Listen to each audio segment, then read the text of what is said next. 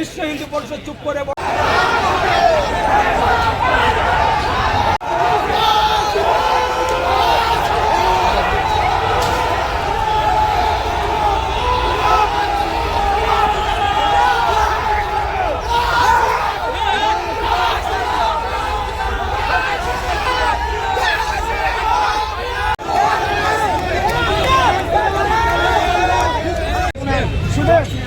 আমরা আজকে বিশ্ব হিন্দু পরিষদ এবং বজরং দলের ডাকে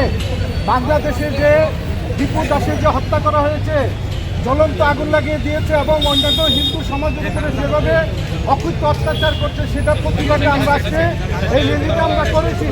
সেখানে সমস্ত সনাতনী হিন্দু সমাজকে আমরা আগ্রহ করেছি যাতে আমাদের সাথে